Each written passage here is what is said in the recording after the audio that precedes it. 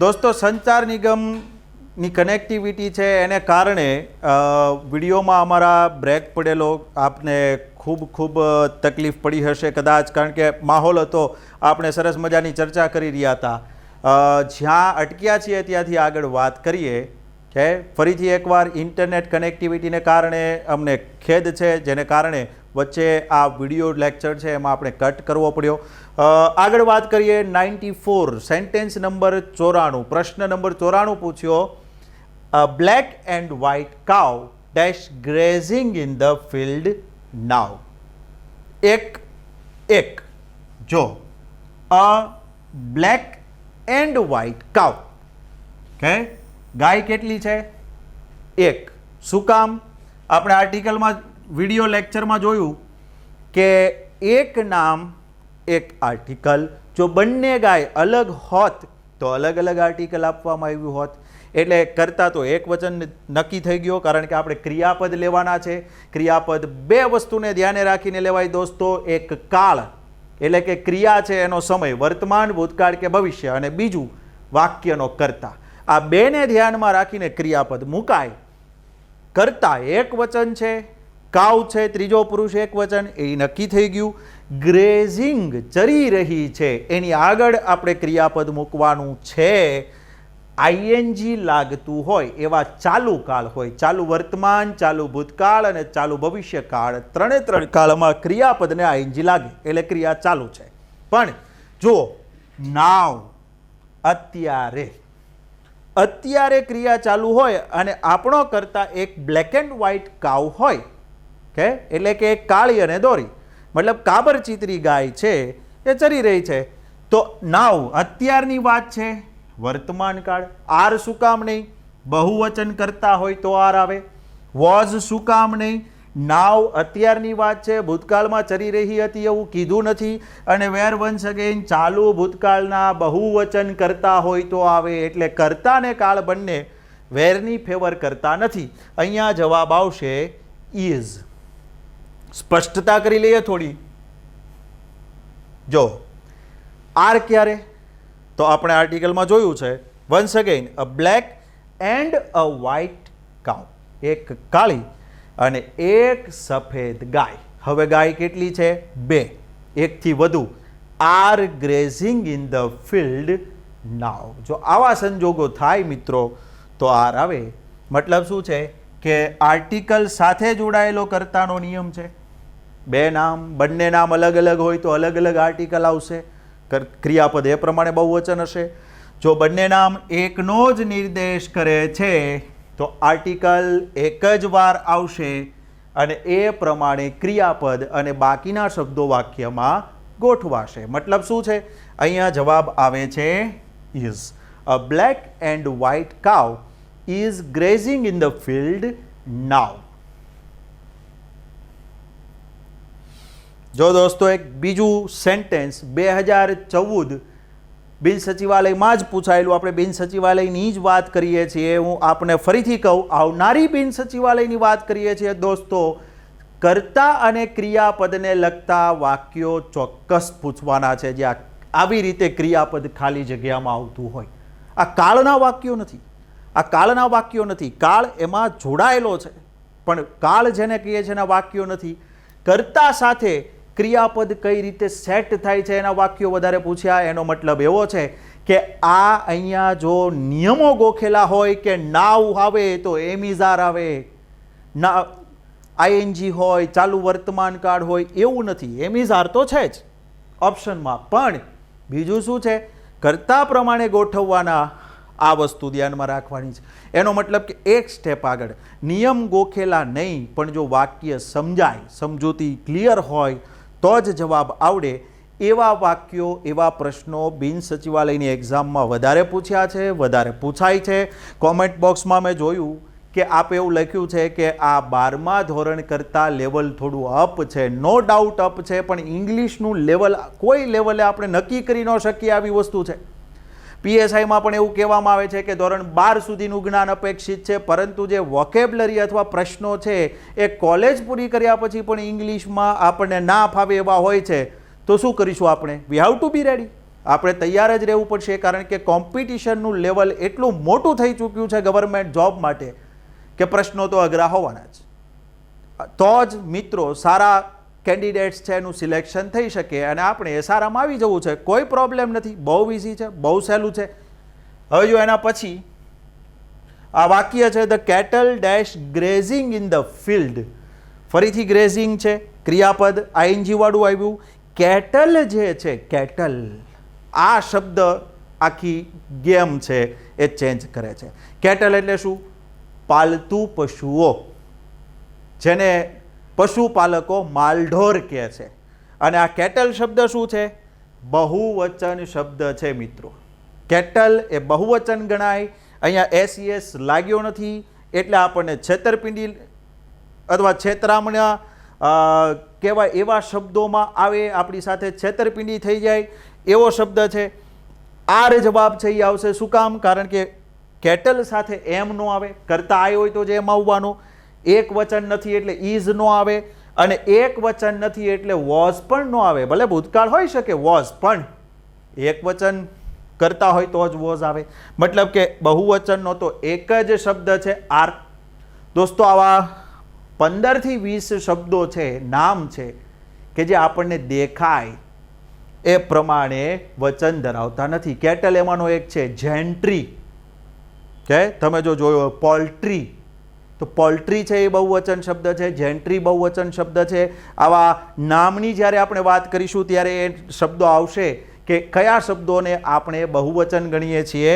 અને આ ખબર હોય કે કેટલ બહુવચન છે, પશુઓ ચરી રહ્યા છે મેદાનમાં, તો પછી આર પાક્કું છે.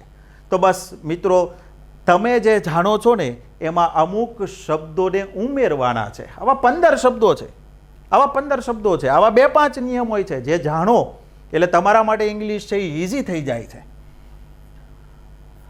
ત્યારબાદ he showed dash mercy to the vanquished and killed them. વાક્ય છે he showed, તેને દર્શાવી, બતાવી. શું? ખાલી જગ્યા મર્સી. મર્સી કોને કહેવાય? અને ઓપ્શન શું આપ્યા છે આપણા મિત્રો? જો મર્સીનો મતલબ છે દયા. કે તેણે ખાલી જગ્યા દયા દર્શાવી. કેટલી દયા દર્શાવી? જો એ આપણે જોવું છે. કોને? ટુ ધી વેન્ક્વિસ્ડ એન્ડ કિલ્ડ ધેમ. વેન્ક્વિસ્ડ એટલે કોણ? વિરોધી યોદ્ધાઓ અથવા દુશ્મન સૈનિકો કે દુશ્મનનું લશ્કર. એણે દુશ્મન સૈનિકો પ્રત્યે ખાલી જગ્યા દયા દર્શાવી અને બધાને મારી નાખ્યા. હવે જો બધાને મારી નાખ્યા હોય તો દયા કેટલી દાખવી હોય? અને મર્સી એટલે કે દયા છે એ કયા પ્રકારનું નામ છે એના ઉપર આપણા આ જવાબો આધાર રાખે છે. કે અ લિટલ, ધ લિટલ, લિટલ અને અ ફ્યુ. તો દોસ્તો લિટલ, અ લિટલ અને ધ લિટલ જથ્થો દર્શાવતા એટલે કે મટીરિયલ નાઉન, દ્રવ્યવાચક સંજ્ઞા અને ભાવવાચક સંજ્ઞા આગળ વપરાય. તો મર્સી એટલે દયા છે એ ભાવવાચક સંજ્ઞા છે, તો એ ન ગણી શકાતું હોય એવું નામ છે. અનકાઉન્ટેબલ નાઉનને little, a little, the little 3માંથી એક લાગે. ફ્યુ, અ ફ્યુ અને ધ ફ્યુ જે ગણી શકાતા હોય એવા કાઉન્ટેબલ નાઉનને લાગે. આપણો ઓફલાઈન નેક્સ્ટ લેક્ચર જે છે વિડીયો એ આ જ ક્વોન્ટિફાયર્સ ઉપર આધારિત છે દોસ્તો. Little, a little, the little, few, a few, the few, આના ઉપયોગો આપણે નેક્સ્ટ લેક્ચરમાં જોઈશું. એકદમ નાનો શોર્ટ એન્ડ સ્વીટ વિડીયો છે, ઓફલાઈન જ મૂકવામાં આવશે યુટ્યુબ ઉપર, કોઈ કનેક્ટિવિટીનો પ્રોબ્લેમ નહીં. અ લિટલ, ધ લિટલ, લિટલ અને અ ફ્યુ. હવે આમાં શું આવશે દોસ્તો? અ લિટલ એટલે થોડીક દયા દાખવી. જો તેણે થોડીક દયા દાખવી, કારણ કે અ લિટલનો મતલબ છે થોડુંક. ધ લિટલ એ થોડુંક જ થાય, પણ આપણે જાણીએ છીએ કે અ અને ધનો ફરક શું છે? કોઈ ચોક્કસ કિસ્સામાં દાખવવામાં આવેલી દયા હોય તો ધ લિટલ આવે, આપણે ભણીશું એ.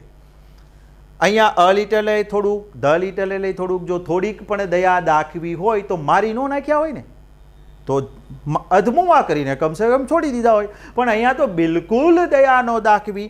અને લિટલનો મતલબ છે બિલકુલ નહીં, જરા પણ નહીં. લિટલ અને ફ્યુ એ તમારે નો બરાબર જ રાખવાના. હી શોડ નો મર્સી. નો મર્સી, જરા પણ દયા નો દાખવી. નો મર્સીનો મતલબ છે લિટલ મર્સી. બરાબર છે? તો એણે બિલકુલ દયા નો દાખવી અને દુશ્મનોને મારી નાખ્યા. તો જો આ રીતે છે એ લિટલ આપણો જવાબ છે આવશે. સંખ્યાવાચક નામ હોય અને બિલકુલ નહીં એવું કેવું હોય તો ફ્યુ આવે. આપણે આગળ વાત કરીશું. ત્યાર પછીનો જાણવા જેવો પ્રશ્ન છે, ખૂબ પૂછાય છે, રિપીટ થાય છે, અલગ અલગ એક્ઝામ્સમાં થયો છે. હું આપને બતાવું હમણાં. The jury dash divided in their opinions in the last meeting. Jury એટલે કે નિર્ણાયકોનો સમૂહ લાસ્ટ મીટિંગમાં, છેલ્લી મીટિંગમાં તેમના ઓપિનિયન્સ, મંતવ્યોમાં ડિવાઈડ થઈ ગયો, અલગ પડી ગયો. ભાઈ હવે આ જ્યુરી છે એ કેવું નામ છે? સમૂહવાચક નામ છે, કલેક્ટિવ નાઉન. એવો સમૂહ જેમાં ઘણા બધા સભ્યો હોય, કલેક્ટિવ નાઉન. તો ભાઈ કલેક્ટિવ નાઉનની એક ખાસિયત છે, જ્યુરી, કમિટી, પોલીસ, આવા બધા નામ છે ને એ એક વચન પણ થઈ શકે અને બહુવચન પણ થઈ શકે. જોવાનું આપણે એ છે કે વાક્યમાં એને કઈ રીતે ટ્રીટમેન્ટ આપવામાં આવી છે. Whether I should consider the collective noun as singular or plural. તો ભાઈ અહીંયા તમારી સામે પ્રૂફ પડેલું છે. વાક્ય જ તમને કહેશે કે તમારે આને એક વચન ગણવાનું છે કે બહુવચન. વાક્યમાં જ. જો દોસ્તો 50% જવાબ વાક્યની અંદર રજૂ કરી દીધા છે. આપણે ખાલી આપણી દીર્ઘ દ્રષ્ટિ ખોલી નાખવાની છે બસ. તો જુઓ, દાખલા તરીકે આ વાક્ય એક વચન છે કે બહુવચન? જ્યુરી સાથે ઇઝ લેશું, આર લેશું, વોઝ લેશું કે વેર લેશું? પહેલા તો વર્તમાન અને ભૂતકાળના બે શબ્દો આપ્યા. તો આપણે નક્કી કરી લઈએ વાક્ય વર્તમાન કાળનું છે કે ભૂતકાળનું. તો જુઓ, લાસ્ટ મીટિંગ, છેલ્લી મીટિંગની વાત છે, ભૂતકાળ. એટલે ઇઝ અને આર ઉપર વિચાર કરવાનો છોડી દેવાનો છે. હવે અહીંયા વોઝ આવશે કે વેર એ આપણે જોવું છે. તો ભાઈ જુઓ, ધ જ્યુરી ડેશ ડિવાઇડેડ. જ્યુરીના સભ્યો છે ડિવાઇડ થઈ ગયા, વિભાજિત થઈ ગયા. In their opinions. ધેર એ એક વચન સર્વનામ છે કે બહુવચન? એક વચન હોય તો હીઝ કે હર થાય. બહુવચન એટલે તેઓના કે તેમના. મતલબ કે આ સર્વનામ બહુવચન છે. નો ખબર પડે, ઓપિનિયન સામે જુઓ. ઓપિનિયન એક વચન છે કે બહુવચન? બહુવચન છે. દોસ્તો આ નામને આ વાક્યમાં બહુવચન તરીકે ટ્રીટ કરવામાં આવ્યું છે. ક્યાંથી ખબર પડે છે? Their opinions. The jury were divided. એક તો ભૂતકાળ છે, બીજું કે આ બહુવચન નામ છે. આપણી પાસે જવાબ છે were. The jury were divided in their opinions in last meeting. દોસ્તો અહીંયા વોઝ ક્યારે થાત? આમ હોત ને,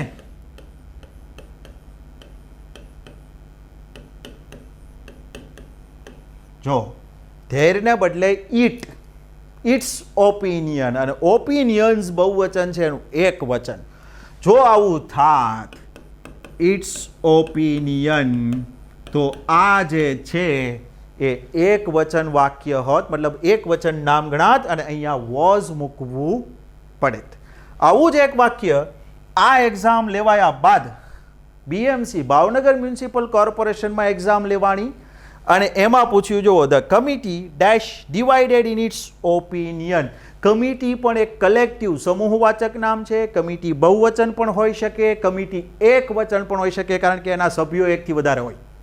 કમિટી એક સભ્યની ન હોય, ઘણા બધા સભ્યોથી બનેલી હોય.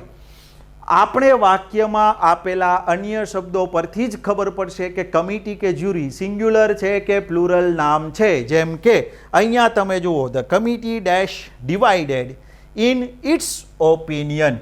તો અહીંયા શું આવ્યું? It's opinion. ઇટ એક વચનને અપાય અને ઓપિનિયન પણ એક વચન નામ છે.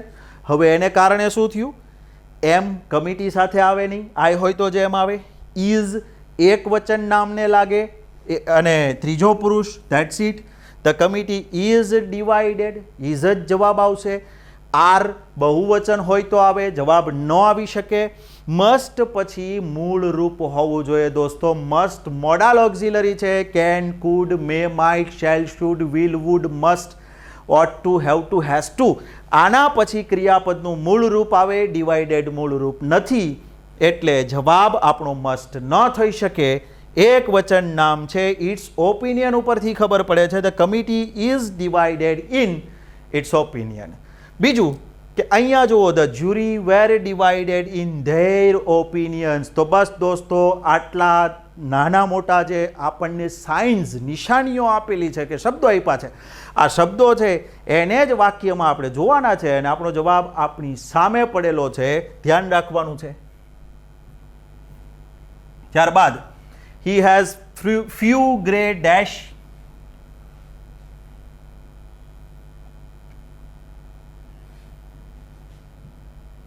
ઓકે, આપણી પાસે જવાબ ના ઓપ્શન્સ છે.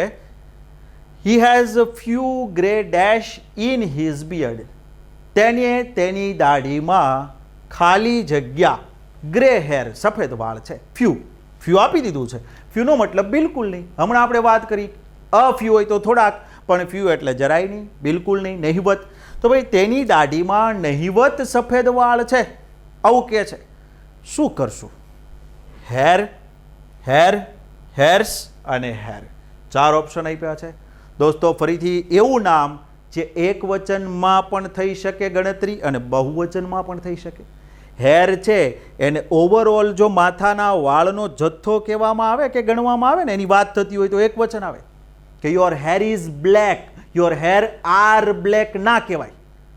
તમારા વાળ કાળા છે, તમારા વાળ સફેદ છે, આવું કેવું હોય તો ઇંગ્લિશમાં યોર હેર ઇઝ બ્લેક આવે. એટલે હેર એક વચન જ ટ્રીટ થાય અને આનો ફાયદો છે એ પરીક્ષકે ઉઠાવ્યો. આવા નામ જે એક વચનમાં જ વપરાતા હોય એવા નામ કયા સંજોગોમાં બહુવચન બને? જ્યારે એને ગણી શકાતા હોય ત્યારે. છૂટાછવાયા 2-4 વાળ હોય તો ગણી શકીએ ત્યારે એ બહુવચન બને. પણ અહીંયા તો બહુ સ્પષ્ટ નિયમ છે દોસ્તો. એક બહુ સામાન્ય ખ્યાલ જે આ વાક્યમાં પડેલો છે, જે ચૂકાઈ ગયેલો હોય એવું બને, અને એ છે ફ્યુ ગ્રે હેર્સ. અહીંયા જવાબ શું આવશે? હેરનું બહુવચન. હેરનું બહુવચન સી જવાબ છે એ આવશે. શું કામ? તો ભાઈ ફ્યુ, ફ્યુ અને ધ ફ્યુ દોસ્તો, આ 3 શબ્દો પછી, બિલકુલ નહીં, થોડાક અને ચોક્કસ એવા થોડાક, આ 3 શબ્દો પછી જે નામ આવે એ બહુવચન નામ જ હોય.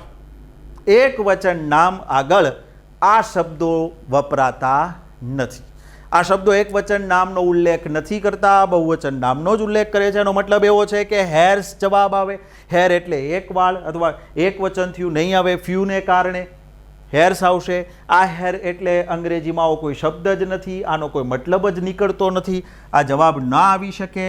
HARE hair, સસલો. સસલાનું પુલ્લિંગ છે, મેસ્ક્યુલન નાઉન છે. તો ભાઈ હેર પણ ન હોઈ શકે, કારણ કે દાઢીમાં હેર ન હોય, સસલો ન હોય, વાળ હોય. બરાબર છે? તો એક વચન અહીંયા આવશે નહીં. એનું કારણ છે ફ્યુ. અધરવાઇઝ હેરને એક વચન ગણવામાં આવે, હેર સાથે ઇઝ આવે, અથવા તો હેર એક વચન જ હોય, એસ નો લે. પણ આ સંજોગમાં આ શબ્દ પાવરફુલ છે, એસ લઈ અને આનું બહુવચન બનાવશે, કારણ કે ફ્યુ, અફ્યુ ને ધ ફ્યુ પછી નામ બહુવચન જ હોય. આટલો સિમ્પલ નિયમ જે જાણતા હોય એને આ જવાબ મળી જાય. લિટલ, લિટલ અને ધ લિટલ પછી નામ એક વચન જ હોય. ફ્યુ, અફ્યુ, ધ ફ્યુ પછી બહુવચન હોય. એટલે જવાબમાં he has few grey hairs in his beard, hairs જવાબ આવશે. જો દોસ્તો, hair, police, public, jury, committee, name of a country એટલે કે ઓસ્ટ્રેલિયા, ઇન્ડિયા, આ બધા એવા નામ છે કે જે વાક્યમાં એક વચન કે બહુવચન બંને પ્રમાણે ટ્રીટ થઈ શકે છે. જોવાનું એ છે કે વાક્યમાં આપેલી કોઈ ચાવી, જેમ કે અહીંયા ફ્યુ, આગળના વાક્યમાં પણ ચાવી આપી હતી, અને એ ચાવી છે એ જોઈને જ ખબર પડશે કે આને એક વચન ગણવાના થાય છે કે બહુવચન. આવા બીજા પણ શબ્દો છે. આ શબ્દોનું લિસ્ટ ખૂબ નાનું છે. આવનારી પરીક્ષાઓમાં હજી પણ આ નજરમાં નહીં આવેલા એવા શબ્દો છે દોસ્તો, તમને એમાંથી પૂછશે. વાક્ય એવા જ નામની સાથે ક્રિયાપદ મૂકતું હોય કે એક વચન બહુવચન નામ મૂકતું હોય એવું પૂછશે. સો બી કેરફુલ અબાઉટ નેક્સ્ટ. હવે પછી જે પૂછાવાનું છે એમાં આવા નામ કયા કયા હોઈ શકે જે નામ એક વચન કે બહુવચન બંને પ્રમાણે વાક્યમાં ટ્રીટમેન્ટ આપી શકાતી હોય એવા નામ ગોતી કાઢો. ઇઝી છે. સારું એક ગ્રામર હોય તો એમાં આ નોંધ આપેલી હોય છે. આપણે વાત કરીશું આગળ એની. ત્યાર પછી find out correct word for. આના માટે સાચો શબ્દ ગોતી કાઢો. That can not be understood. જે સમજી શકાતું નથી તેવું. એવું કે જે સમજી ન શકાય. આમ લાગે શબ્દ સમૂહ માટે એક શબ્દ, પણ બંને ચારે ચાર ઓપ્શન એક જ શબ્દના આપ્યા છે અને આમાંથી આપણે એક સાચો જવાબ ગોતવાનો છે. તો ભાઈ અહીંયા એક મૂળ શબ્દ પડ્યો છે કોમ્પ્રિહેન્શન. તમે સાંભળેલો હશે. કોમ્પ્રિહેન્શન નવું નથી. 10મા ધોરણમાં 12મા ધોરણમાં કોમ્પ્રિહેન્શન આવે છે. કોમ્પ્રિહેન્શન એટલે શું? સાર ગ્રહણ. પેરેગ્રાફ આપ્યો છે, એના ઉપરથી સવાલ જવાબ કરવાના છે. That is comprehension. એટલે સમજી શકાય એવું કોમ્પ્રિહેન્સિવ કે કોમ્પ્રિહેન્સિબલ. ન સમજી શકાય એવું ઇનકોમ્પ્રિહેન્સિબલ. ઓકે દોસ્તો, સ્પેલિંગ છે. ઘણા લોકો એમ કહે કે સ્પેલિંગમાં શું કરીએ, પાકા જ કરવા પડે. એવું નથી. સ્પેલિંગની પણ ટ્રીક છે અને સ્પેલિંગ સુધી આપણે પહોંચી શકીએ છીએ. જેમ કે હું તમને બતાવું કે આ ઇનકોમ્પ્રિહેન્સિબલ 4 ઓપ્શન છે. આમાંથી સાચો ઓપ્શન કઈ રીતે આપણે ગોતશું? તો જુઓ, દાખલા તરીકે આ કી છે. 2 શબ્દો આપ્યા છે, ઇનવિઝિબલ કે પોસિબલ. જેનો સિબલથી એન્ડ આવતો હોય એવા સ્પેલિંગ યાદ કરો જોઈએ. સિબલ, પોસિબલ, ઇનવિઝિબલ, કોમ્પ્રિહેન્સિબલ. તો એમાં એસ છે.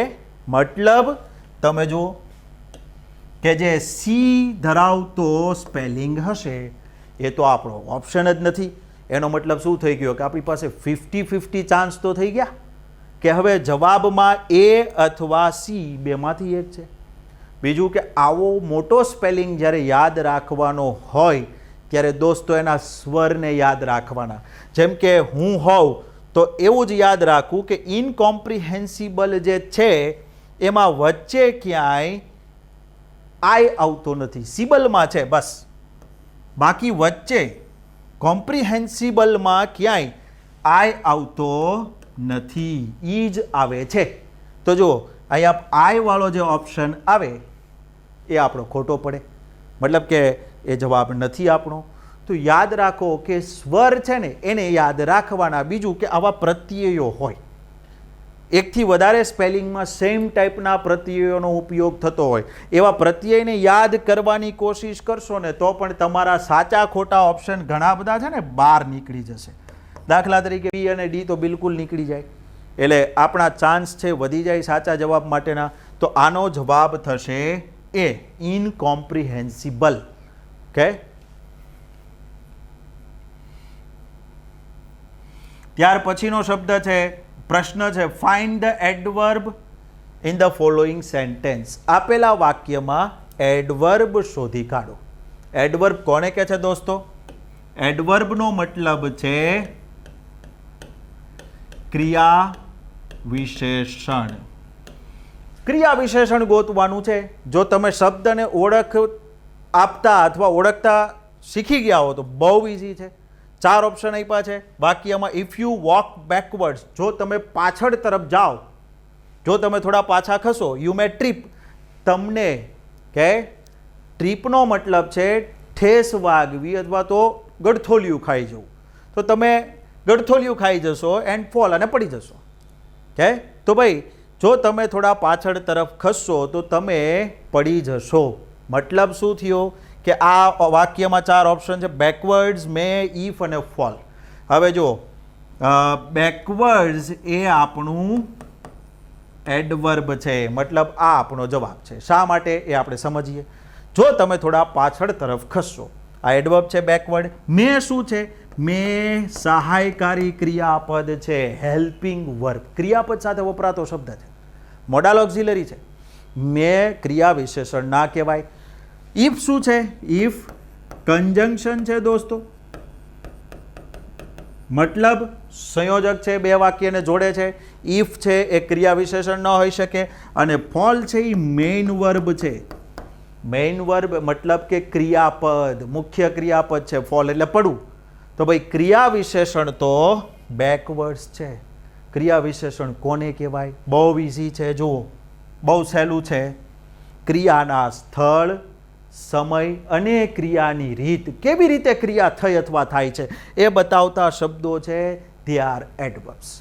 તો જુઓ, if you walk backwards, if સંયોજક છે, યુ કરતા છે, વોક એ ક્રિયાપદ છે, બેકવર્ડ ક્રિયા વિશેષણ છે. કઈ તરફ? ક્યાં? કયા સ્થળે પાછળ ખસો તો, ચાલો તો? પાછળ તરફ. તો પાછળ તરફ એ સ્થળ થયું. એટલે આ આપણું એડવર્બ છે, ક્રિયા વિશેષણ છે. તો ભાઈ આટલી ખબર હોય, ક્રિયાના સ્થળ, સમય અને રીત બતાવતા શબ્દો છે એને એડવર્બ કહેવાય. તો આપણા માટે આ જવાબ બહુ ઇઝી હતો. ત્યારબાદ ચેન્જ ધ વોઇસ, એક્ટિવ વોઇસનું પેસિવ વોઇસમાં રૂપાંતર કરવાનું છે, કર્તરીનું કર્મણીમાં લઈ જવાનું છે. દોસ્તો, એક્ટિવ પેસિવ કરીએ ત્યારે ધ્યાન શું રાખવાનું છે? કર્મ જ્યાં હોય ને એ કર્મને ક્રિયાપદની આગળ લઈ જવાનો છે.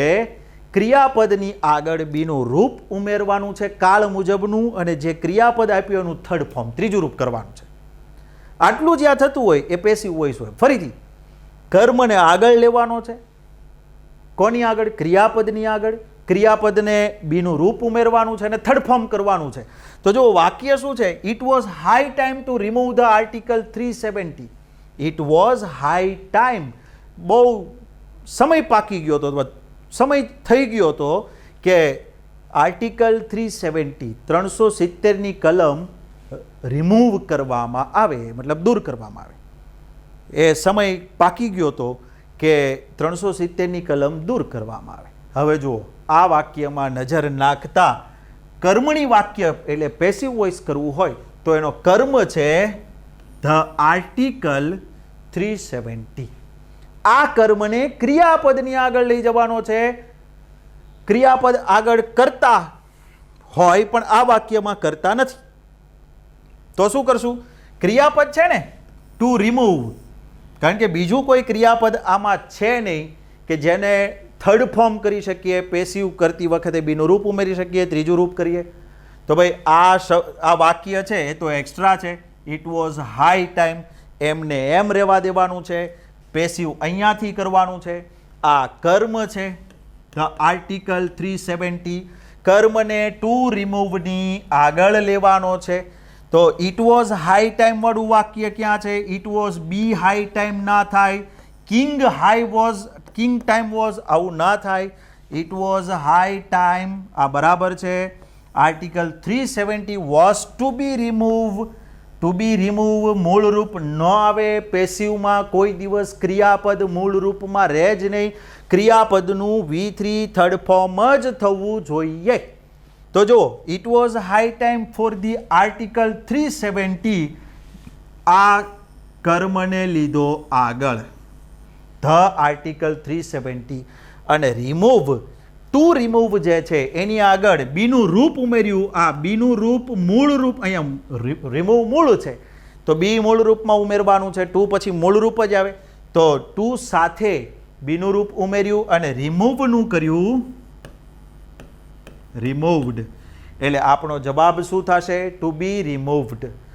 એટલે it was high time for the article 370 to be removed. આનું પેસિવ વોઇસ થાય છે કે આર્ટિકલ 370 માટે નીકળી જવું એ જ યોગ્ય સમય હતો. આર્ટિકલ 370 મતલબ કલમ 370નું નીકળી જવું એ જ યોગ્ય સમય હતો. જ્યારે આ વાક્ય એમ કહે છે કે એ યોગ્ય સમય હતો કે 370ની કલમ દૂર કરવામાં આવે. એટલે ટેકનિકલી જોતા કર્મ આગળ આવે ક્રિયાપદની, અને ક્રિયાપદ જે હોય એની આગળ બીનું રૂપ ઉમેરાય. દરેક વખતે બી નહીં, એ પેસિવ વોઇસમાં આપણે જોશું દોસ્તો. પણ અહીંયા ટુ છે એની સાથે ક્રિયાપદનું મૂળ રૂપ જ આવે, એટલે બીનું મૂળ રૂપ ઉમેરાય અને પછી જે રિમૂવ છે અહીંયા એનું થર્ડ ફોર્મ થાય. મતલબ આ આપણો જવાબ છે ટુ બી રિમૂવ્ડ. તો આ ટુ બી રિમૂવ્ડ જે છે એ આપણો જવાબ થાય છે. બીજું બહુ સહેલી રીતે જોવું હોય તો ટુ વત્તા મૂળ રૂપનું પેસિવ શું થાય? To be third form. To play એનું passive to be played. To help એનું passive to be helped. To remove એનું ટુ બી રિમૂવ્ડ થાય. That's all. તો ટુ બી રિમૂવ્ડ હોય ને કર્મ આગળ લીધેલો હોય એ આપણું પેસિવ છે. આટલું ધ્યાનમાં રાખવાનું છે. ત્યારબાદ change into indirect speech. Direct indirect જેને કહીએ છીએ સ્પીચ કહીએ છીએ. પ્રત્યક્ષ વાક્યનું પરોક્ષ વાક્યમાં રૂપાંતર કરવાનું છે. બે વ્યક્તિ વચ્ચે મોઢામોઢ જે થયેલી વાતચીત છે એને આપણે ભૂતકાળમાં જઈને આપણા મોઢેથી વર્ણન કરવાનું છે. આ વાક્યનું વર્ણન આપણે કરીએ તો કઈ રીતે કરીએ? તો ડાયરેક્ટ ઇનડાયરેક્ટ સ્પીચમાં મિત્રો વાક્યનો જે પ્રકાર છે એ પ્રકાર પ્રમાણે વર્ણન કરવાનું થાય. આ એલાસ દુઃખનો ઉદ્ગાર છે, બતાવે છે ઉદ્ગાર વાક્ય છે. ઉદ્ગાર વાક્ય હોય એટલે ઉદ્ગાર પ્રમાણે વર્ણન કરવાનું થાય. અને આપણે વાત કરીએ એમ કે આપણે એ ભૂતકાળમાં વાતચીત થયેલી છે એનું વર્ણન આપણે મોઢે કરીએ છીએ. એટલે જે કાળ ડાયરેક્ટ સ્પીચ બે વ્યક્તિ વચ્ચે થયેલી વાતચીતમાં હોય એનો ભૂતકાળ કરવો પડે. ક્યાં ન થાય એ આપણે ડાયરેક્ટ ઇનડાયરેક્ટ સ્પીચમાં જોઈશું, પણ આમાં તો ભૂતકાળ કરશું. વાક્યમાં છે જવાબ છે ઓપ્શનમાં શું છે? They asked if he is dead. જવાબ આવે કે નહીં? નહીં આવે. શું કામ? ભાઈ સેડનું આસ્ક્ડ પૂછ્યું, અહીંયા પૂછ્યું નથી, અહીંયા ઉદ્ગાર કર્યો છે. બીજું કે ઇઝ ના રે, ઇફથી વાક્ય ન જોડાય એટલે they asked if he is dead. પૂછ્યું નથી, ઉદ્ગાર કર્યો છે હી ઇઝ ડેડ નો, એટલે એ પ્રમાણે જોશું. ધે એક્સલેમ્ડ. એક્સલેમ્ડ નો મતલબ છે ઉદ્ગાર કરવો, બરાબર છે? થાય. તે એક્સલેમ્ડ સેડલી. એલાસ એટલે સેડલી, દુઃખપૂર્વક. તો બરાબર ચાલે છે.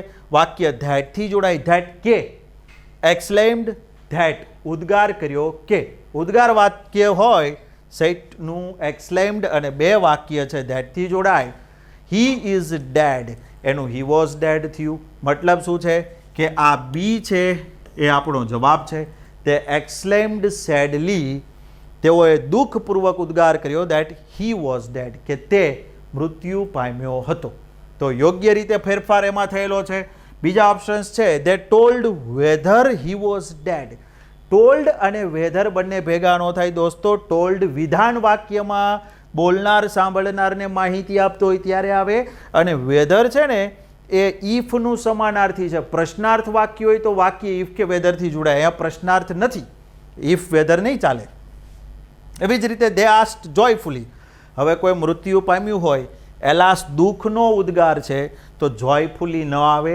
બીજું કે આસ્ક્ડ ન આવે, એટલે આ પણ જવાબ નથી. આપણો જવાબ બી છે.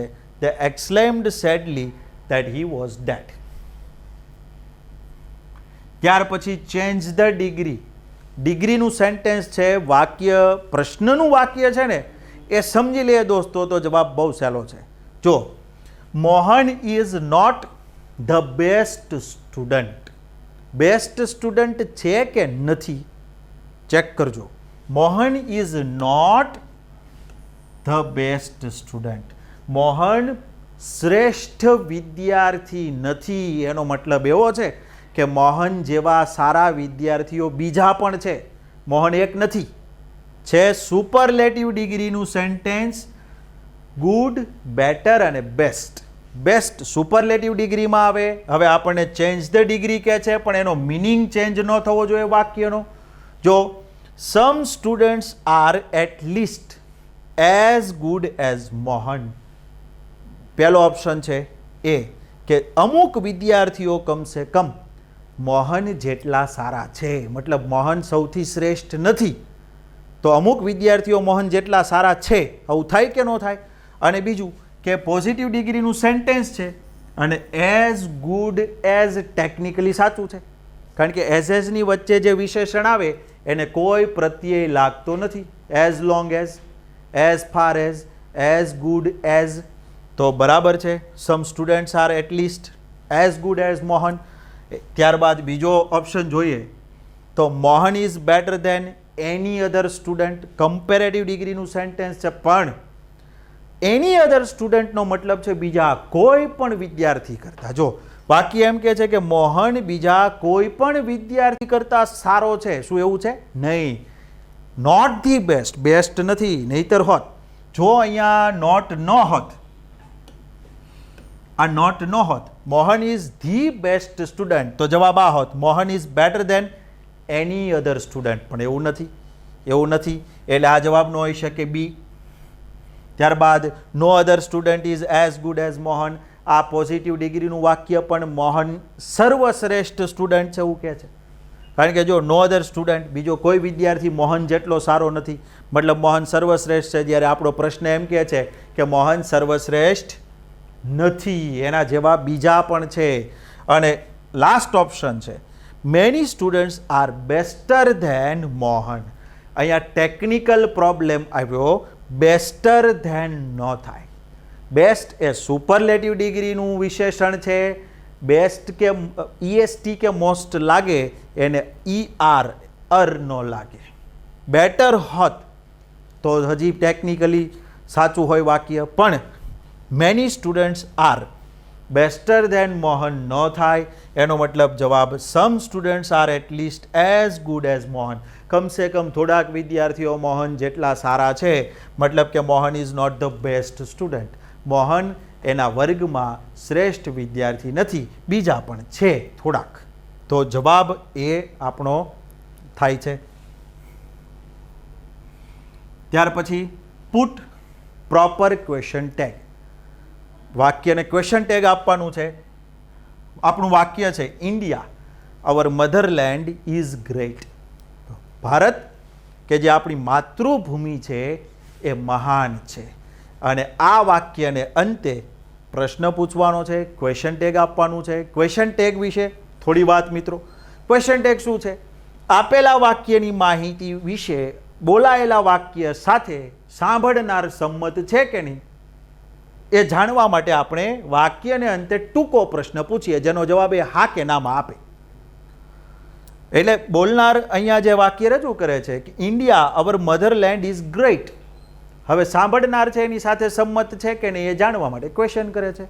જો વાક્ય હકાર હોય તો આપણું ક્વેશ્ચન ટેગ નકાર, જો વાક્ય નકાર હોય તો આપણું ક્વેશ્ચન ટેગ હકાર. આ સામાન્ય વસ્તુ. બીજું કે ક્વેશ્ચન ટેગનું મટીરિયલ વાક્યમાં જ પડ્યું છે.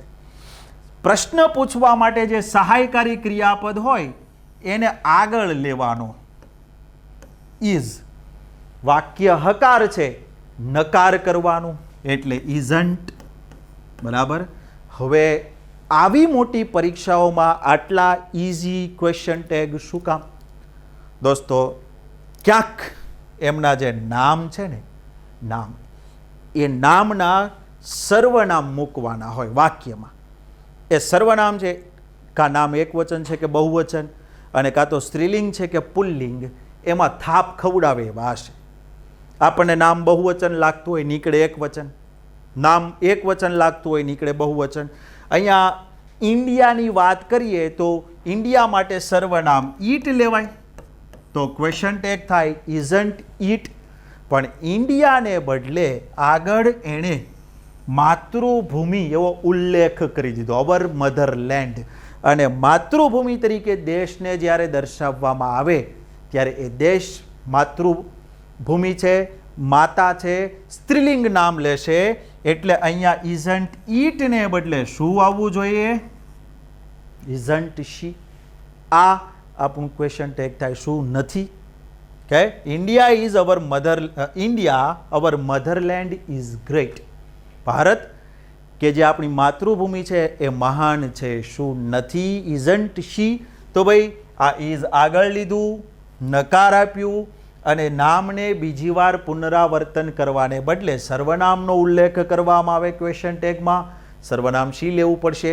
જો ઈટ લઈએ તો આપણું વાક્ય અહીંયા ખોટું પડે. આવા જ સર્વનામના વાક્યો ભૂતકાળમાં પૂછ્યા છે. ક્યાંક ને ક્યાંક આવા અચોક્કસ કહી શકાય, આપણને ખ્યાલ ન હોય એવા સર્વનામ છે એ હજી પણ પૂછશે.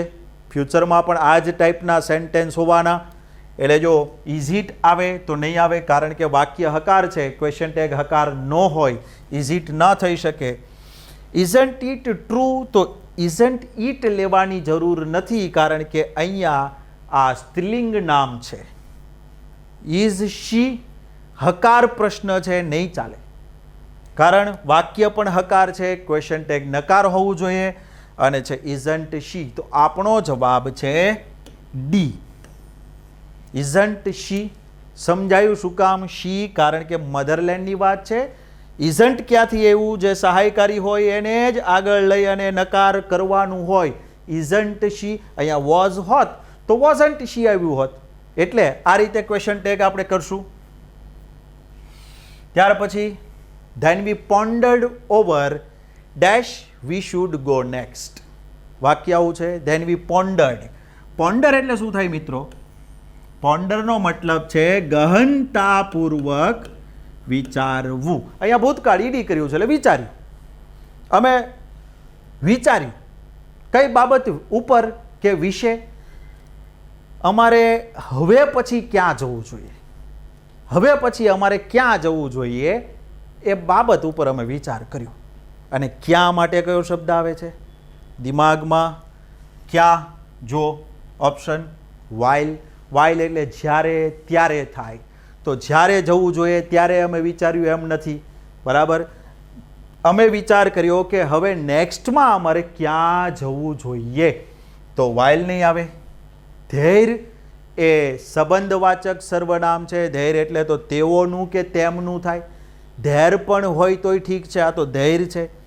ધેન વી પોન્ડર્ડ ઓવર ધૈર્ય એવું ન થાય, તેમનું. પછી અમે વિચાર્યું કે તેમનું અમારે ક્યાં જવું જોઈએ, તો તેમનું એવો જવાબ ન આવી શકે. વિધર આપણે વાત કરી હતી કે વિધર છે એ કોનું રૂપ છે?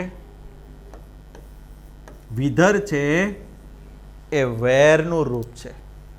કે વિધર, તો ભાઈ વિધર અને વેર સેમ છે.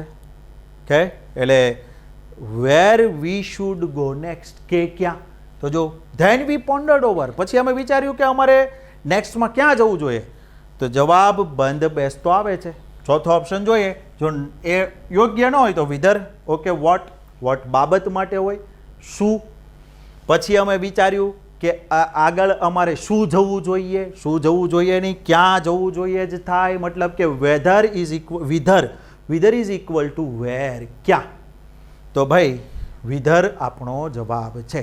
દોસ્તો એટલા માટે હું કહું છું, જૂની એક્ઝામ અને નવી આ ભરતીની પરીક્ષાઓ આ જોયા પછી હિધર, ધીધર, વિધર, હેન્સ, ધેન્સ આ શબ્દો એટલા બધા પરીક્ષકના પ્રિય છે કે નેક્સ્ટ ટાઈમ પણ રિપીટ થવાની સંભાવના છે. તો આપણે જૂના પેપર સોલ્વ નથી કરતા, નવા પેપર માટે ટાર્ગેટ બાંધીએ છીએ. એટલે આ શબ્દો ખાસ જોઈ લેવા ના થાય આપણા માટે. ત્યારબાદ ફરીથી એક એવો શબ્દ જો, વોટ, હિધર, વિચ અને vans. Dash does parliament derive this power. Parliament તો સમજ્યા, ડિરાઈવ એટલે ઉતરી આવવું, લઈ આવવું, લાવવું. ધીસ પાવર, આ પાવર, આ તાકાત. પાર્લામેન્ટ આ તાકાત ક્યાંથી લાવે છે? પાર્લામેન્ટને આ તાકાત ક્યાંથી મળે છે, ક્યાંથી લાવે છે? હવે જો વોટ, કે વોટ એટલે શું? પાર્લામેન્ટ આ તાકાત શું લાવે છે? શું તો આવી ગયું છે, ધીસ પાવર. શુંની જરૂર નથી. હિધર એટલે તો અહીંયા થાય, હિયરનું સમાનાર્થી છે. ધીધર એટલે ત્યાં ગઈ ભરતીમાં પૂછાયેલું, હિધર ધીધર. તો હિધર એટલે અહીંયા, તો આ પ્રશ્નાર્થ શબ્દ નથી, આપણે WH પ્રશ્ન જોઈએ છે. હિધર એ વાક્યની પાછળ આવતો અથવા એડવર્બ ક્રિયા વિશેષણ તરીકે વપરાતો શબ્દ છે જે દર્શાવે, અહીંયા પ્રશ્નમાં ન ચાલે. Which does parliament derive this power. Which એટલે કયો, કયો પાર્લામેન્ટ એવું પણ નથી. કે અહીંયા શું કહે છે? વેન્સ. હવે વેન્સનો મતલબ શું છે? વેન્સનો મતલબ છે ફ્રોમ વેર, ક્યાંથી. તો સૌથી વધારે બંધ બેસતો શબ્દ છે ફ્રોમ વેર, વેન્સ, ક્યાંથી પાર્લામેન્ટ આ પાવર લાવે છે, આ સત્તા પાર્લામેન્ટ પાસે ક્યાંથી આવે છે, મતલબ કે vans does parliament derive this power. Again and again આ શબ્દો વારે વારે પૂછ્યા છે, હેન્સ, વેન્સ, ધેન્સ, હિધર, વિધર, ધીધર. તો આનો ખ્યાલ રાખવો આપણે.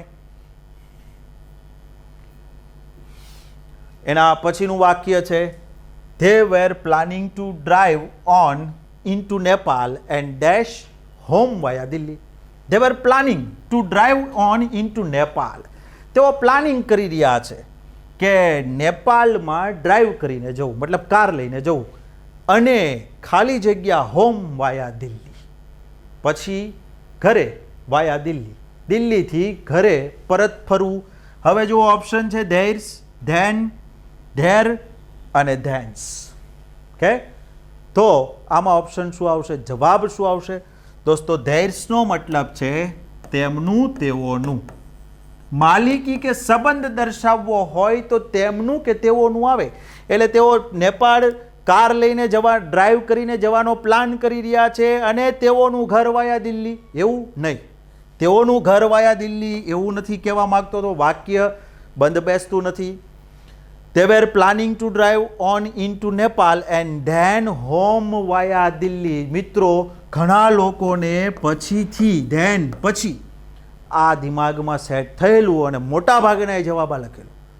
ધેન જવાબ એટલે નહીં આવે કે ધ્યાન હોય ને એ તો કા વાક્યમાં સૌથી છેલ્લે આવે, પછીથી.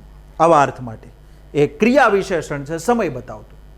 કે આઈ વોઝ સ્લીપિંગ ધેન, ત્યારે, ત્યારે અથવા પછીથી હું સૂઈ રહ્યો હતો. કે તો ધ્યાનનો મતલબ પછીથી અથવા તો ત્યારે, પણ એ વાક્યમાં છેલ્લે હોય, અને જો બે વાક્યની વચ્ચે, ધ્યાન વાક્યમાં વચ્ચે હોય તો એની પાછળ આખું વાક્ય આવવું જોઈએ. એ સંયોજક તરીકે કામ કરે છે. આખું વાક્ય પણ નથી, પાછળ ખાલી હોમ એન્ડ દિલ્હી છે, તો આ નહીં ચાલે. કારણ કે આની પાછળ ધ્યાન પછી આખું વાક્ય નથી, અને ધ્યાન વાક્યમાં છેલ્લે નથી. ધ્યાન આવી રીતે વાક્યમાં વચ્ચે કોઈ શબ્દની આગળ હોઈ શકે નહીં. ધ્યાન હોમ એવું ના થાય, એટલે ધ્યાન નહીં ચાલે. ધેર એટલે ત્યાં ઘરે, અને પછીથી ત્યાં ઘરે એવું નથી. આ શું છે? ધેન્સ. એક મિનિટ, ધેન્સનો મતલબ છે, ધેન્સનો મતલબ છે ત્યાર પછી, ત્યારબાદ. કે ત્યાંથી. They were planning to drive on into Nepal. તેઓ નેપાલ જવાનું પ્લાનિંગ કરી રહ્યા છે. એન્ડ ધેન્સ અને ત્યારબાદ હોમ વાયા દિલ્હી, દિલ્હીથી ત્યાંથી એ લોકો ઘરે પાછા ફરશે. એટલે અહીંયા જવાબ છે એ શું આવશે? ધેન્સ. ફ્રોમ ધેર, ત્યાંથી. ફ્રોમ ધેર, ત્યાંથી. એટલે અહીંયા ધેર નો આવે, ત્યાં નહીં, પણ ત્યાંથી. ત્યાંથી. તો ભાઈ શું આવશે? ત્યાંથી વાયા દિલ્હી ઘરે. મતલબ શું છે કે તેઓ નેપાળ કારમાં ડ્રાઇવિંગ કરીને જવાનો પ્લાન કરી રહ્યા છે, અને ત્યાંથી વાયા દિલ્હી ઘરે પહોંચશે અથવા ઘરે આવશે. તો ત્યાંથી માટે ધેન્સ છે, અને અહીંયાથી માટે હેન્સ છે. દોસ્તો, આ બધા જ શબ્દો ઓફલાઈન વિડીયો ચોક્કસ બનાવી અને મૂકશું. આ શબ્દો હિધર, ધીધર, વિધર, હેન્સ, ધેન્સ આ બધા જ છે. એમાં તમને કોઈ ડાઉટ ના રહે એવા આપણે છે એ ચોક્કસ પ્રયાસ કરીશું. ત્યાર પછી pointing to a shop at the end of the street. Pointing, ચીંધીને, to a shop at the end of the street, શેરીના નાકે એક દુકાન સામે આંગળી ચીંધીને ધ ફાધર સેડ, પિતા બોલ્યા. કોને? ટુ ધ ચિલ્ડ્રન, બાળકોને. શું બોલ્યા? Let's go dash to the ice cream shop. ચાલો ત્યાં આઈસ્ક્રીમની દુકાને જઈએ, આઈસ્ક્રીમ શોપ તરફ જઈએ. Let's go. હવે ગો સાથે શું આવે જુઓ? ધીધર, વિધર, ધૈર કે હિયર. તો હિયર આવે કમ સાથે, come here. Go there, go there, ત્યાં જાઓ. પણ અહીંયા જુઓ, આ ધેર નથી, આ તો ધૈર્ય આપ્યું છે, તેઓનું કે તેમનું. આ સ્થળ દર્શક શબ્દ નથી, એટલે ધૈર્ય ના આવે. ગો સાથે હિયર ન આવે. વિધર એટલે વેર, વેર તો પ્રશ્નાર્થ શબ્દ છે, ગો પછી વેર ન ચાલે. અને ધીધર એટલે શું થાય? ધીધરનો મતલબ છે ધેર. લેટ્સ ગો ધેર અથવા let's go thither to the ice cream shop. Last time પૂછ્યું તું કમ હિધર, આ વખતે પૂછ્યું ગો ધીધર, તો એનો મતલબ આ શબ્દો હજી રિપીટ થવાના નેક્સ્ટ ટાઈમ, અને આ શબ્દો આપણને ખબર જ હોવી જોઈએ. ત્યારબાદ ગીવ એન્ટોનિમ્સ ઓફ. એન્ટોનિમ છે ઓપોઝિટ વર્ડ. એન્ટોનિમનો મતલબ શું છે? વિરુદ્ધાર્થી શબ્દો. પ્લેન્ટિફ અર્થ ખબર હોવી જોઈએ. હાર્ડ વર્ડ હતો થોડો, સામાન્ય રીતે જો આપણે ગ્રામર ઉપર જ ધ્યાન આપતા હોય તો આ વર્ડ નો પણ ખબર હોય. પ્લેન્ટિફનો મતલબ શું છે? કોર્ટમાં જે દાવો કરનાર વ્યક્તિ છે, તો વાદી જેને કહે છે, એ વાદી કે દાવો કરનાર વ્યક્તિ, જેના માટે પ્લેન્ટિફ શબ્દ યુઝ થવાનું ઓપોઝિટ લેવાનું છે. પહેલું છે કમ્પ્લેનન્ટ.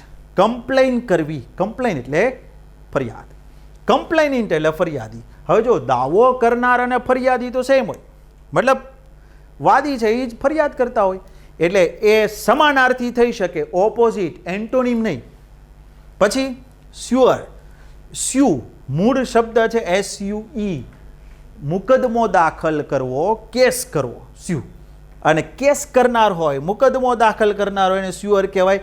આને નજીકનો છે, ઓપોઝિટ નથી. દાવો કરનાર કે મુકદમો દાખલ કરનાર એટલે સિનોનિમ થઈ શકે, ઓપોઝિટ નહીં. એક્યુઝ એટલે આરોપી. કે દાવો કરનારની સામે આરોપી કદાચ જવાબ હોઈ શકે, પણ આરોપી તો જેના ઉપર કેસ સાબિત થઈ ગયો હોય, કે એના માટે આપણે શબ્દ જે વાપરશું. અહીંયા ચોથો ઓપ્શન છે ડિફેન્ડન્ટ, જે ડિફેન્ડ કરે છે. મતલબ કે જેના ઉપર આક્ષેપ કરવામાં આવ્યો છે એ આક્ષેપને ડિફેન્ડ કરનાર વ્યક્તિ છે, એટલે કે પ્રતિવાદી છે, બચાવ પક્ષ જે છે. ડિફેન્ડ એટલે બચાવ કરવો.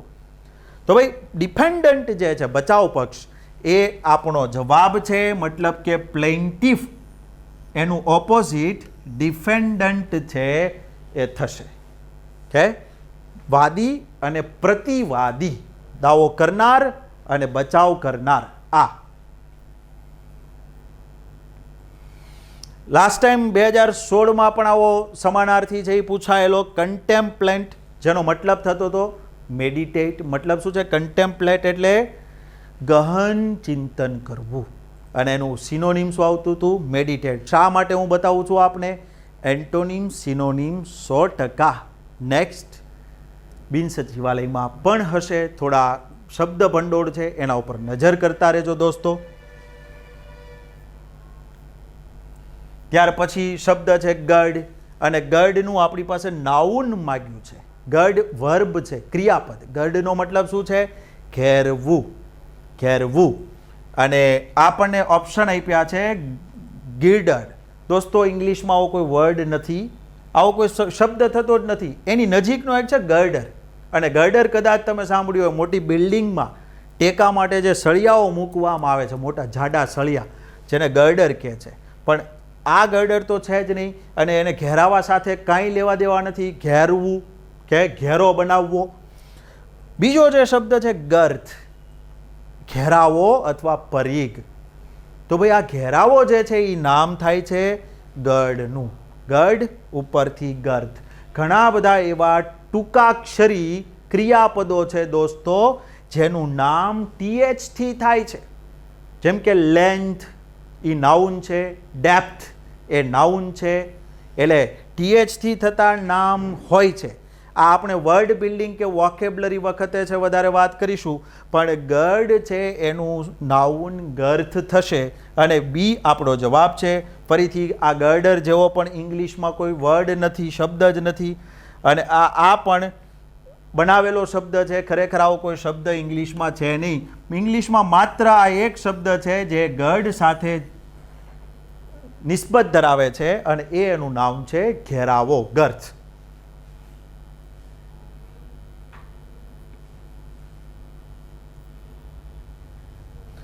વર્ક ફોર્મ પણ 2016માં પૂછ્યું હતું. વર્ડ બિલ્ડિંગ ઉપરથી જ પુઅર છે એનું વર્બ ફોર્મ આપો. પુઅર એટલે ગરીબ, અને ગરીબ બનાવવું કે ગરીબ કરવું, ઇમ્પોવરિશ આ એનો જવાબ થતો તો મતલબ કે નેક્સ્ટમાં આવા વર્ડ બિલ્ડિંગ એક શબ્દ ઉપરથી ઉતરી આવેલા બીજા શબ્દનું બંધારણ પણ પૂછે એવી સંભાવના છે. અને આના પણ નિયમો હોય છે દોસ્તો. થોડાક જો ધ્યાનમાં લઈએ કે ઊંડા ઉતરીએ તો આવા નામ અને ક્રિયાપદના નિયમો પણ આપણને મળી આવશે. Give adjective form of hill. બહુ ધ્યાનમાં રાખવા જેવો આ પ્રશ્ન હતો. હિલ, તમે હિલ શબ્દ ક્યાંક સાંભળ્યો હશે, વાંચ્યો હશે. ન વાંચ્યો હોય તો યાદ કરાવું. આ HEAL હિલ જે છે, તમે કમ્પ્યુટર માટે ક્યાંક એન્ટીવાયરસ સોફ્ટવેર આવે છે ક્વિક હિલ, એ સાંભળ્યો કે વાંચ્યો હશે. ક્વિક હિલ અથવા ડૉક્ટર કહે કે ભાઈ દવા આપું છું હિલિંગ થઈ જશે, રૂજ. હિલ એટલે શું થાય? સાજા થવું. અને જો શું કીધું છે? Generally used four old people, વૃદ્ધ લોકો જે સાજા થાય એના માટેનો શબ્દ, એનું એડજેક્ટિવ લેવાનું છે, એનું વિશેષણ. હવે જો સાજા થવું, હિલ, એનું વિશેષણ શું હોય? કેવું, કેવો કેવી કેવું પૂછતા મળે એ વિશેષણ. તો સાજું નરવું. સાજું નરવું હોય એવો કયો શબ્દ છે અહીંયા? તો કે હેલ્ધીલી છે. પણ હેલ્ધીલી જે વિશેષણને LY લાગી ગયેલું હોય એ એડવર્બ હોય, એડજેક્ટિવ ના હોય. હેપીલી, સેડલી, હેલ્ધીલી, હેવીલી આ બધા એડવર્બ છે.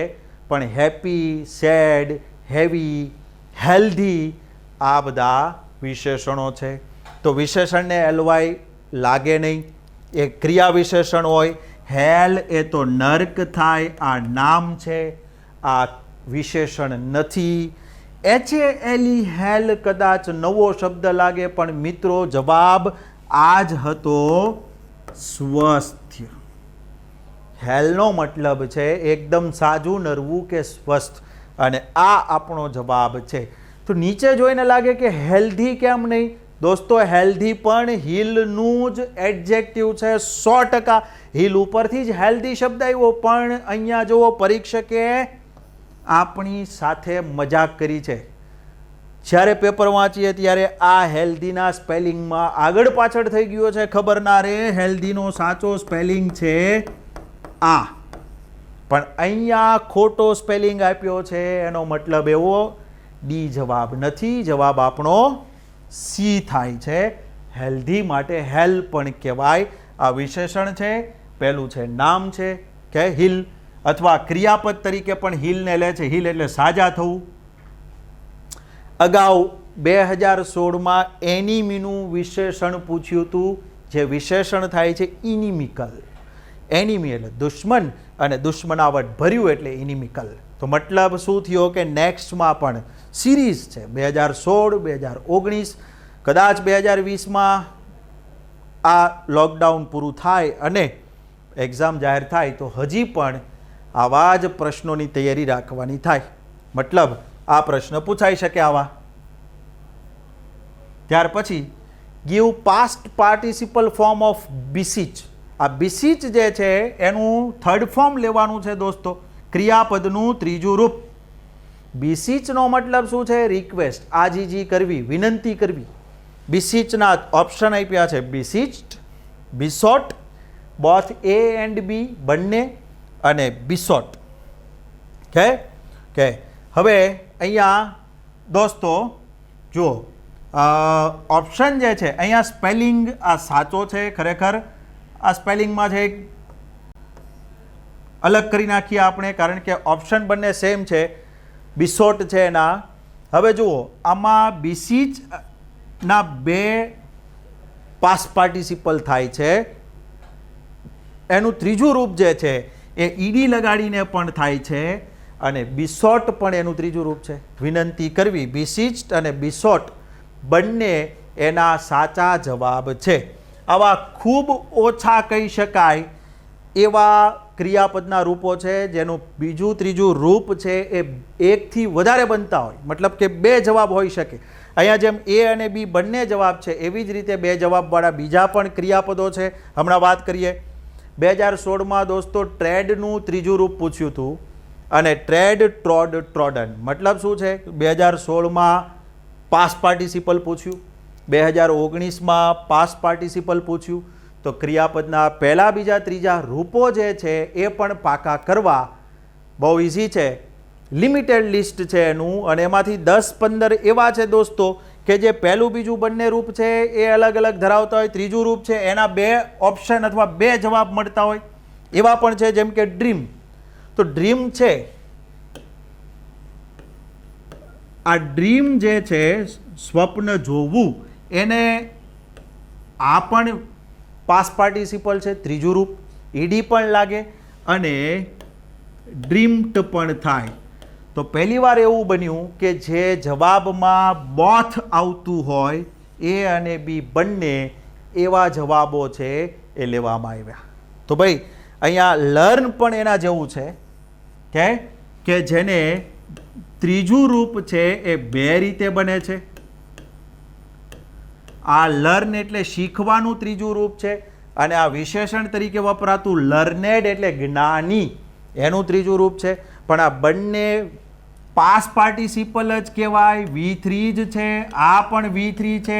તો આવા કેટલાક ક્રિયાપદો જે તમને આપ્યા છે જેના પર ધ્યાન રાખવું પડે, કારણ કે એના બીજા ત્રીજા રૂપો એક નથી પણ 2 છે એવું બની શકે. એટલે એવા જો પૂછાય તો આપણે આના ઉપરથી છે અંદાજ લગાવી શકીએ. બીજું કે આ પાસ્ટ પાર્ટિસિપલ તમારે કોઈ પણ ગ્રામર તમે યુઝ કરતા હો, ખાસ કરીને બહુ ડીપમાં લઈ જાય એવા ક્રિયાપદો હોય તો બહુ સારું, કારણ કે 15-20 એવા ક્રિયાપદો છે કે જે આ રીતે 1-2 વધારે કહી શકાય એવા રૂપો ધરાવે છે. માત્ર એક નહીં પણ 2 રૂપો ધરાવે છે. જેમ કે હેંગ પણ મેં ઘણી બધી વાર જોયું છે. હેંગ, તો આ હેંગ એટલે લટકાવવું. હવે જો ફાંસીએ લટકાવવાનું હોય તો એનું V3 શું થાય છે? હેંગ્ડ. આ એનું V3 છે, ફાંસીએ લટકાવ્યું, ભૂતકાળ, ભૂતકૃદંત. પણ જો વસ્તુને ટાંગવાની હોય કોઈ જગ્યાએ કે લટકાવવાની હોય તો એનું થર્ડ ફોર્મ થાય છે હંગ. એટલે આ બંને એના V3 છે. દોસ્તો ઘણીવાર જો આવું ક્રિયાપદ પૂછી નાખે કે A અને B બોથ, તો આપણે સજાગ હોઈએ તો સારું. એટલે આવું લિમિટેડ લિસ્ટ છે, તમે એને ધ્યાનમાં લઈ લેજો. Change the gender, last question છે બિન સચિવાલયમાં જે આ પૂછ્યો હતો C સિરીઝમાં. ડક છે, બતક, એની જેન્ડર ચેન્જ કરવાની છે, મતલબ જેન્ડર નાઉન પણ પૂછ્યું. જાતિ દર્શાવતું નામ, સ્ત્રીલિંગ નામ અથવા પુલ્લિંગ નામ. ડકનું પહેલો ઓપ્શન છે ડચ. ડચ કોને કહે છે દોસ્તો? ડચ એટલે હોલેન્ડનો રહેવાસી, જેને આપણે સામાજિક વિજ્ઞાનમાં વલંદાઓ કીધા. ડચ, તો ડચ એ તો વ્યક્તિ માટે વપરાતો શબ્દ છે કે નેશનાલિટી માટે વપરાતો શબ્દ છે. ડકનું જેન્ડર નાઉન નથી. ડક એટલે બતક, એનું સ્ત્રીલિંગ કે પુલ્લિંગ નામ છે એ જોઈએ છે પણ એ નથી. ડ્યુક, ડ્યુક એ યુરોપમાં ખાસ કરીને ઇંગ્લેન્ડમાં ઉમરાવ જે હોય એક હોદ્દો છે, ઉમરાવનો હોદ્દો ડ્યુક, એના માટે આ શબ્દ છે લેવામાં આવતો, અને એ પુલ્લિંગ શબ્દ છે. અને દોસ્તો આનું સ્ત્રીલિંગ છે ડચેસ. ડચેસ પૂછાય એવી સંભાવનાવાળો શબ્દ છે. તો ડ્યુકનું સ્ત્રીલિંગ ડચેસ થાય, મતલબ કે ડક અને ડ્યુકને કોઈ લેવા દેવા નથી. આ તો પક્ષીનું નામ છે, આ વ્યક્તિનું નામ છે, એટલે એ પણ ના ચાલે. શબ્દ છે ડ્રેક. નર બતક માટે ડ્રેક શબ્દનો ઉપયોગ કરવામાં આવે. એનો મતલબ એવો થયો કે ડક છે એનું જેન્ડર નાઉન, મતલબ જાતિ દર્શાવતું નામ. ડક છે ને એ સ્ત્રીલિંગ નામ છે, આ સ્ત્રીલિંગ છે બતક. અને બતકનું જો પુલ્લિંગ લેવું હોય તો એ છે ડ્રેક. એટલે ડ્રેક આપણો જવાબ છે. અને ચોથો ઓપ્શન છે ડકલિંગ. દોસ્તો ડકલિંગ શું છે? બતકનું બચ્ચું જે હોય ને, જો આપણને એમ પૂછ્યું હોત કે the young one of a duck, ડકનું નાનું બચ્ચું, તો ડકલિંગ જવાબમાં આવે. તલાટી કમ મંત્રી લેવલની પરીક્ષાઓમાં દોસ્તો મેં જોયું છે પ્રાણીઓના અને પક્ષીઓના બચ્ચાના નામ, એના રહેઠાણના નામ, સ્ત્રીલિંગ અને પુલ્લિંગ નામ પૂછવામાં આવે છે. શું નેક્સ્ટ બિન સચિવાલયમાં આવું જેન્ડર નાઉન પૂછશે? ચેક કરો. અગાઉ 2016માં બેચલરનું જેન્ડર નાઉન સ્પિન્સ્ટર પૂછાયું. બેચલર એટલે અનમેરિડ મેન, સ્પિન્સ્ટર એટલે અનમેરિડ ગર્લ. 2016. 2014માં વિડો વિધવા સ્ત્રી અને એનું મેસ્ક્યુલાઇન પુલ્લિંગ નામ વિધુર માણસ વિડોઅર પૂછાયું. 2019માં ડકનું જેન્ડર નાઉન ડ્રેક પૂછાયું. દોસ્તો 36 થી 40 માત્ર નામ છે, જેમાંથી 18 તો તમે જાણતા હશો. પછી આ 18 જે પૂછાવાની સંભાવનાવાળા છે, આવા જેન્ડર નાઉન પાકા કરી લો. 100% પૂછાવાના છે, કારણ કે એક સિરીઝ તરીકે એક પછી એક જેન્ડર નાઉન દર વખતે પૂછાયેલું છે, તો પૂછાવાની સંભાવના છે 100%. જો અને બહુ આસાન છે દોસ્તો, તમે ક્યાંય પણ સર્ચ કરો અથવા કોઈ પણ જગ્યાએ જુઓ તો આ બધી વસ્તુઓ છે. આવા સ્ત્રીલિંગ પુલ્લિંગ નામ તમને નાના બાળકો માટે હોય એવી રીતે મળી રહેશે. જો ડક, અને ડક છે એનું પુલ્લિંગ કર્યું છે ડ્રેક. તો આવા જેન્ડર નાઉન છે એ ગૂગલમાં સર્ચ કરતાં તમને બહુ મજા આવે એવી રીતે છે એ તમારી સમક્ષ રજૂ થશે.